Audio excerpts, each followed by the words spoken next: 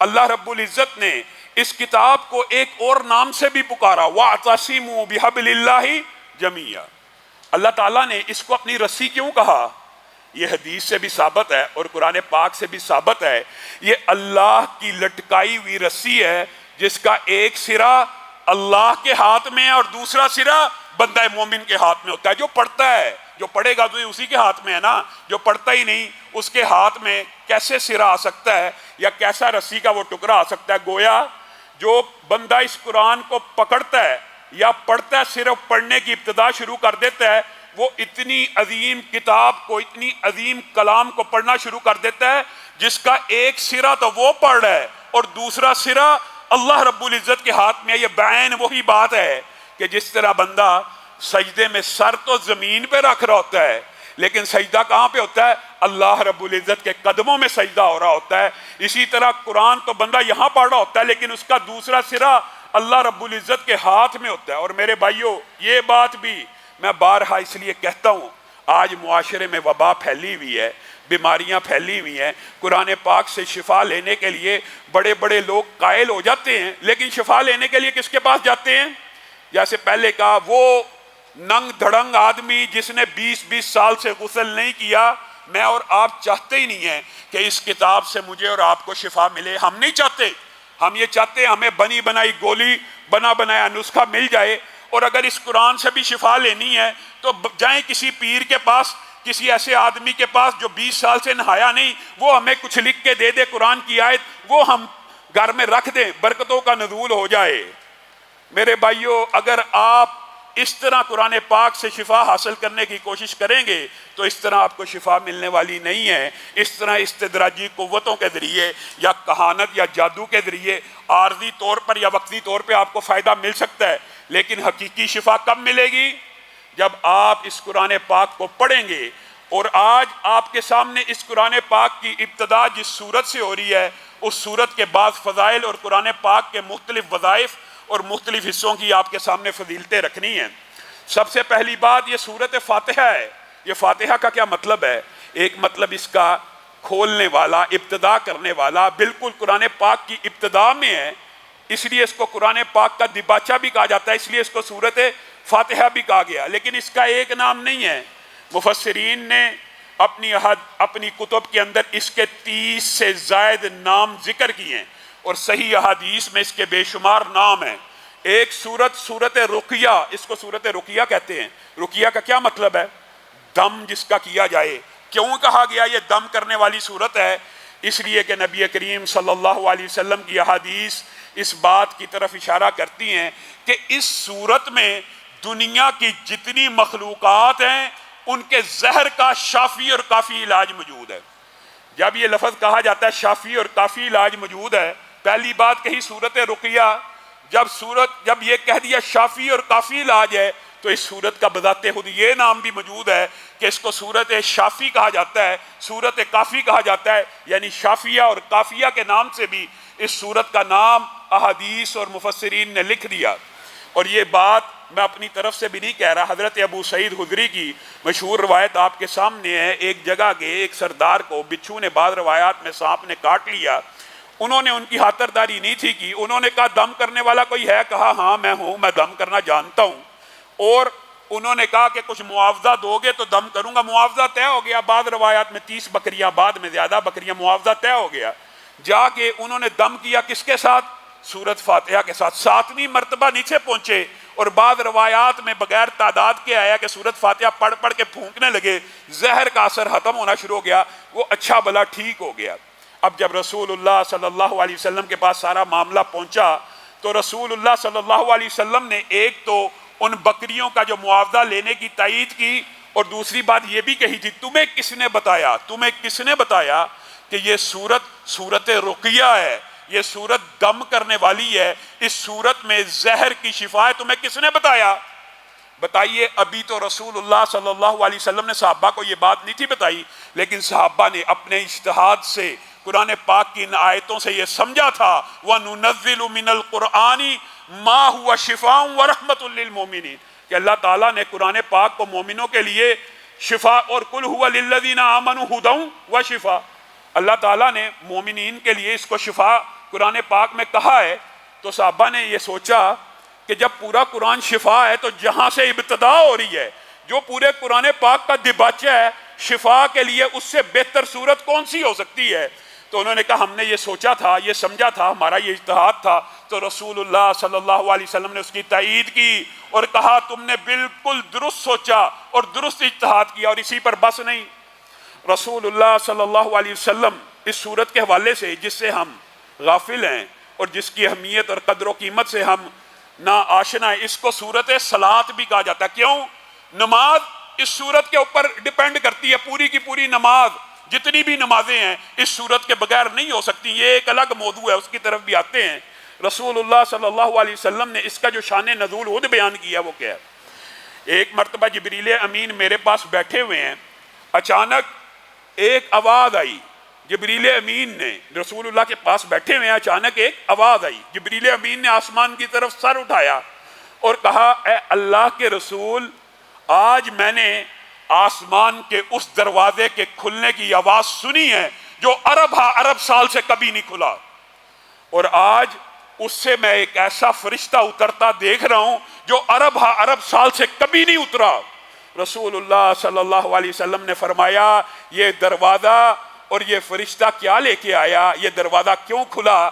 یہ دروازہ اس لیے کھولا گیا کہ اللہ رب العزت نے اس دروازے کے ذریعے امت کو سورۃ فاتحہ دینی تھی اور سورۃ بقرہ کی آخری 2 آیات دینی تھی۔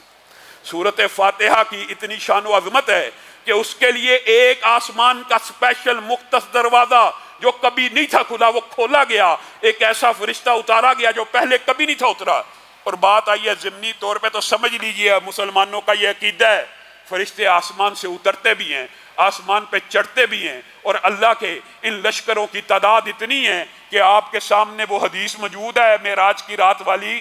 رسول اللہ صلی اللہ علیہ وسلم نے فرمایا خانہ کعبہ کے عین اوپر بیت المعمور ہے جس میں ہر وقت 70,000 اتنے بڑے فرشتے پہلے آپ کے سامنے ضمنی طور پہ رکھا تھا، صرف آسمان کو سجدہ کرتے ہیں تو آسمان کی چولیں ہلنا شروع ہو جاتی ہیں۔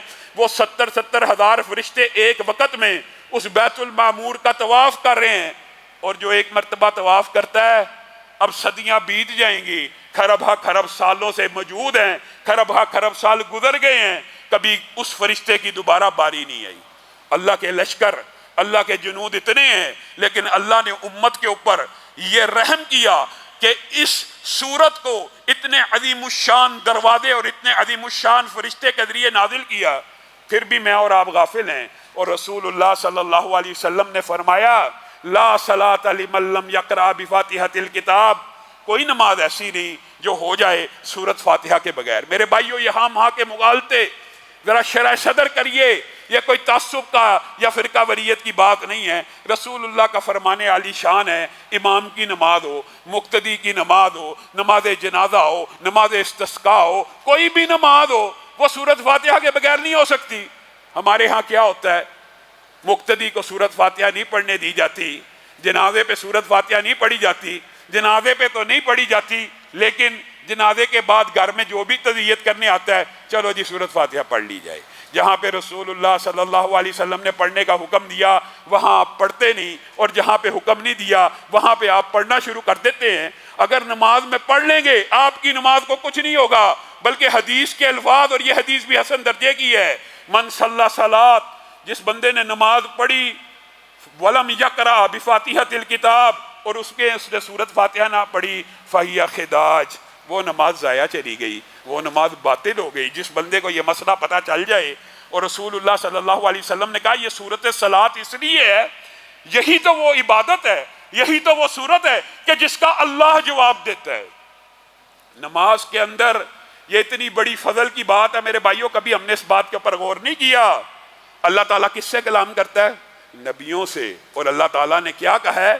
فرشتوں کو اور نبیوں کو، یہ بھی اللہ نے نبیوں اور فرشتوں کے بارے میں بھی یہ بات کہہ دی ہے کہ اللہ تعالیٰ کو یہ زیب نہیں ہے کہ وہ کسی بشر سے کلام کرے، مگر کوئی فرشتہ بھیجتا ہے، مگر پردے کی اوٹ سے بولتا ہے، مگر وہی کر دیتا ہے۔ لیکن یہ فضیلتیں بھی کن کو حاصل ہیں؟ مخلوقات میں سے اللہ کے مقرب ملائکہ فرشتوں کو اور انبیاء کو۔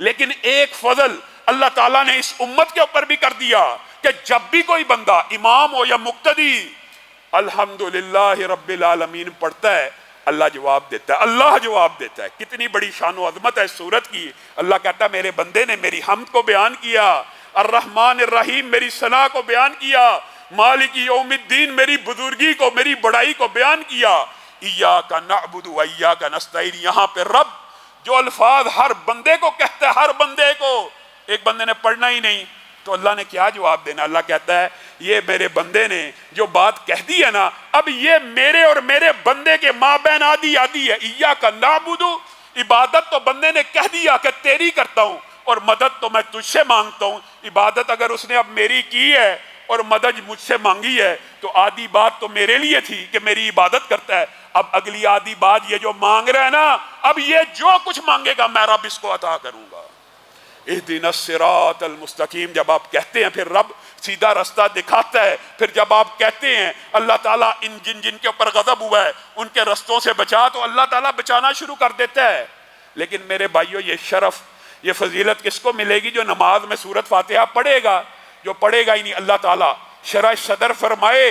میرے بھائیو، یہ بات صحیح حدیث سے ثابت ہے کہ رسول اللہ صلی اللہ علیہ وسلم جو حدیث پیش کی جاتی ہے کہ امام جب قرات کر رہا ہو خاموشی سے سنا جائے، یہ حدیث جو پیش کی جاتی ہے، اسی حدیث میں رسول اللہ صلی اللہ علیہ وسلم نے وضاحت بھی کر دی کہ تم کیا پڑھ رہے تھے پیچھے؟ کہا آپ سورۃ فاتحہ پڑھ رہے تھے، ہم بھی فاتحہ پڑھ رہے تھے۔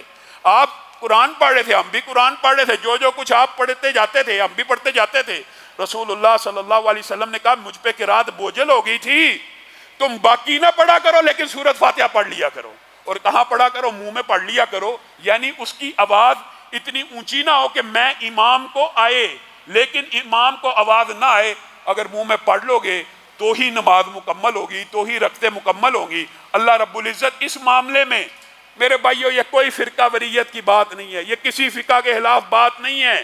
فقہ کے اندر بھی، فقہ حنفی کے اندر بھی بعض علماء اس کو پڑھنے کے قائل ہیں اور بعض علماء نہیں قائل۔ یہ علماء کا اجتہاد ہے۔ مسائل اگرچہ فروعی ہیں لیکن جب کوئی مسئلہ اس قدر اہمیت کا حامل ہو اس کو اپنا لینے میں کوئی کسی قسم کا حرج نہیں ہے۔